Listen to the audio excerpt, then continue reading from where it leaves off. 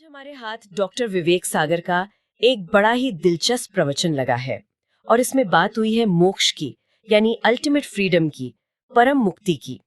लेकिन ये कोई किताबी ज्ञान जैसा नहीं है। इन स्रोतों को पढ़ते हुए हम एक पहेली सुलझाने जा रहे हैं। पहेली? कैसी पहेली? पहेली ये है, एक ज्ञानी इंसान जो अहिंसा और सत्य जैसे गुणों से भरपूर है, वो औपचारिक रूप से इनकी प्रतिज्ञा या व्रत लेने से क्यों कतराता है? ये तो अजीब बात है ना? और इसका जवाब हमें पुण्य, पाप और सच्ची शांति के बारे में कुछ चौंकाने वाली बातें बताएगा। बिल्कुल। और इसी पहेली को सुलझाते हुए हम एक बहुत बड़े विरोधाभास को भी समझेंगे कि कैसे पुण्य यानी वो अच्छे कर्म जिन्हें हम सब इकट्ठा करना चाहते हैं, वो भी आध्यात्मिक रास्ते पर एक जाल बन सकता है। हमारा मकसद इस चर्चा के जरिए बाहरी दिखावे और अंदर के असली ज्ञान के बीच के फर्क को पकड़ना है, जैसा डॉक्टर विवेक सागर ने समझाया है। तो चलिए इस गुत्थी को सुलझाना शुरू करते हैं। प्रवचन की शुरुआत एक बहुत ही बुनियादी और मजबूत विचार से होती है। डॉक्टर विवेक सागर कहते हैं कि मोक्ष का, यानी उस परम मुक्ति का सिर्फ और सिर्फ एक ही रास्ता है, निज आत्मा का दर्शन। मतलब अपने असली स्वरूप को जानना। हाँ, इसके अलावा और कोई दूसरा रास्ता ही नहीं है। यहीं पर वो एक बहुत जरूरी फर्क बताते हैं जो इस पूरी चर्चा की नींव है, निश्चय मोक्ष मार्ग और व्यवहार मोक्ष मार्ग। ओके। निश्चय का मतलब है असलियत। तो निश्चय मोक्ष मार्ग हुआ आत्मा का अनुभव, वो आहा वाला पल, जब आपको एहसास होता है कि मैं शरीर नहीं, ये विचार नहीं, बल्कि मैं तो शुद्ध चेतना हूं। और व्यवहार मार्ग क्या हुआ फिर? व्यवहार मार्ग वो सब बाहरी क्रियाएं हैं जो हमें अच्छी लगती हैं, जैसे भगवान की भक्ति, शास्त्रों को पढ़ना, गुरुओं की सेवा करना, दान देना। ये सब शुभ भाव हैं, अच्छे काम हैं। लेकिन डॉक्टर विवेक सागर ने साफ किया है कि ये असली मार्ग नहीं है, ये बस सहायक है। स्रोतों में किसके लिए केले और छिलके का एक उदाहरण दिया है जो दिमाग में एकदम बैठ जाता है। अच्छा। हाँ, कि छिलका केले की सुरक्षा के लिए उसके साथ होता है, लेकिन कोई छिलका खाता नहीं है, फल तो अंदर है।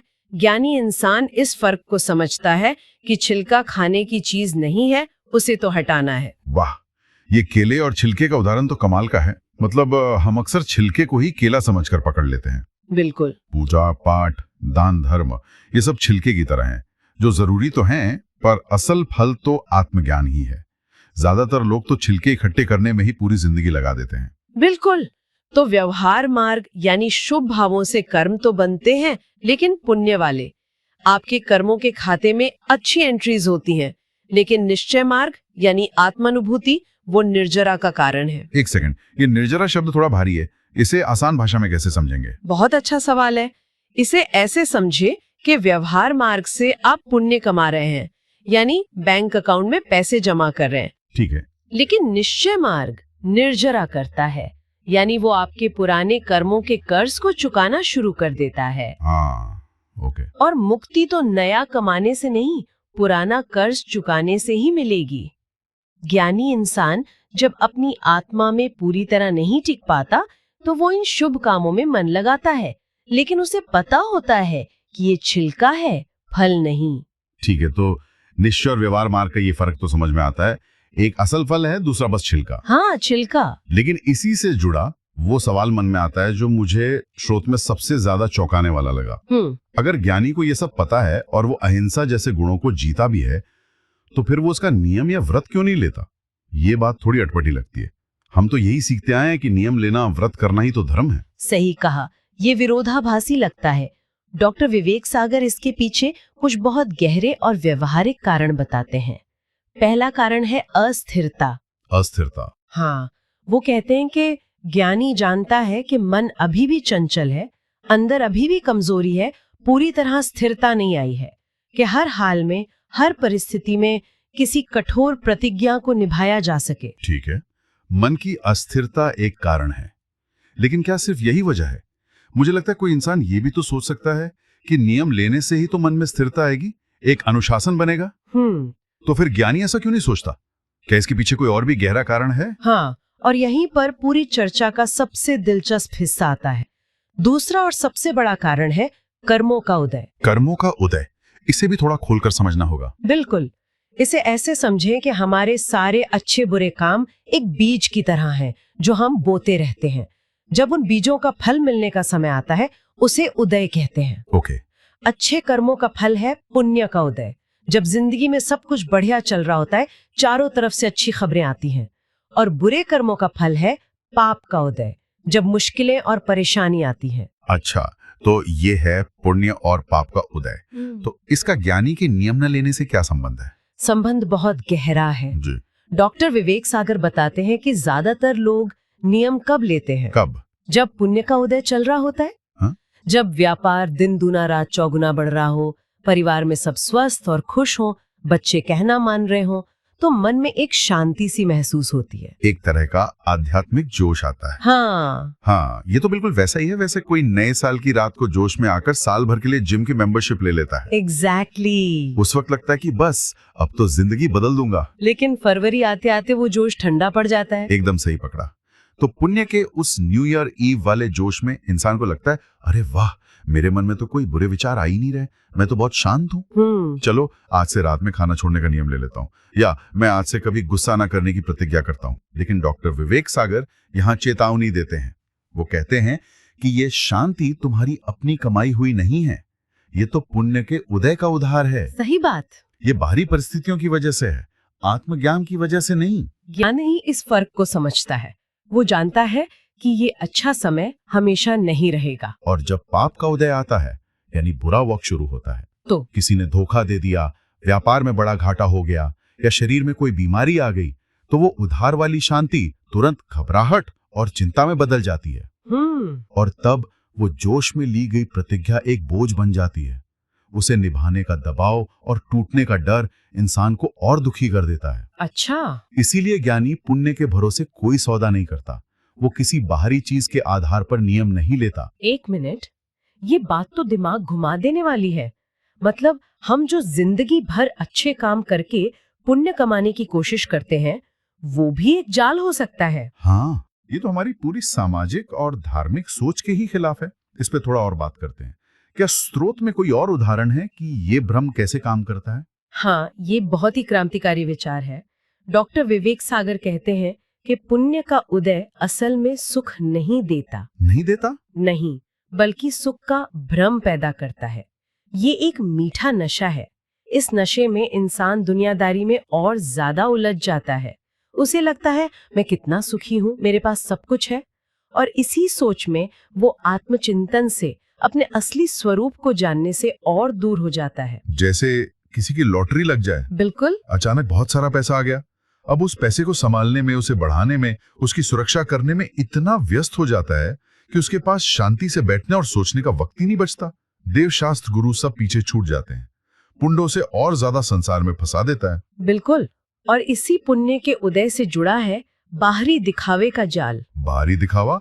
जब सब कुछ अच्छा होता है तो इंसान को मान सम्मान की भूख लगती है। उसे लगता है कि समाज में मेरी एक पहचान होनी चाहिए, तो वो साधु या ब्रह्मचारी जैसे नाम और वेश धारण कर लेता है ताकि लोग उसे पूजे, उसे बड़ा माने। जबकि अंदर से कोई असली बदलाव नहीं आया होता। स्रोत में इसे साफ साफ मायाचारी यानी कपट कहा गया है। स्रोत में नेताओं का उदाहरण लिया गया है जो सफेद कपड़े पहनते हैं, ये दिखाने के लिए कि वो बहुत सात्विक और ईमानदार हैं। हाँ, लेकिन अंदर के कर्म शायद उतने सफेद नहीं होते। ये सब दुनिया की मान्यता पाने के लिए किया जाता है। और डॉक्टर विवेक सागर इस पर बहुत कठोरता से कहते हैं कि दुनिया की पूजा और सम्मान से मुक्ति नहीं मिलती। अगर कोई पद या सम्मान पाने के लिए झूठ बोलना पड़े, दूसरों का हक मारना पड़े, तो वो पुण्य का उदय असल में भविष्य में घोर दुख का बीज बो रहा है। वो कहते हैं कि ये बहुत महंगा सौदा है। थोड़े समय के मान सम्मान के लिए तुम नरक निगोद का यानी अनंत काल के दुख का टिकट खरीद रहे हो। तो फिर इन सब का मतलब क्या निकलता है? अगर ज्ञानी नियम नहीं लेता, पुण्य के उदय से सावधान रहता है, तो क्या उसका जीवन बिना किसी अनुशासन के असंयमित होता है? क्या वो अपनी मनमर्जी से कुछ भी करता है? नहीं, बिल्कुल नहीं। और यही इस पूरी चर्चा का सार है। ज्ञानी नियम या प्रतिज्ञा के बाहरी बंधन में नहीं बंधता, लेकिन उसके जीवन में संयम सहज रूप से होता है, नेचुरल होता है। सहज रूप से? हाँ, उसे किसी नियम की जरूरत ही नहीं पड़ती। ये कैसे होता है? बिना नियम के संयम कैसे आ सकता है? क्योंकि उसकी दृष्टि बदल गई है, उसकी समझ बदल गई है। अच्छा।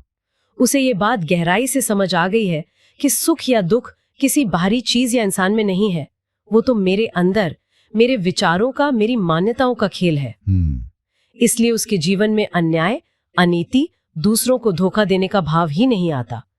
उसका खानपान अपने आप शुद्ध और सात्विक हो जाता है, क्योंकि उसे पता है कि किस चीज से शरीर और मन शांत रहते हैं। मतलब उसे किसी को कष्ट देने, झूठ बोलने या चोरी करने की जरूरत ही महसूस नहीं होती। हाँ, क्योंकि वो जानता है कि दूसरे की चीज छीन कर या झूठ बोलकर जो मिलेगा वो नकली सुख है। असली सुख तो अंदर की शांति में है। हाँ, स्रोत में क्रोध का बहुत अच्छा उदाहरण दिया है। क्या?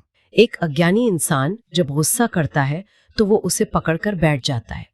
वो उसे बैर में, बदले की भावना में बदल देता है कि मौका मिलने दो, इसे तो मैं देख लूंगा।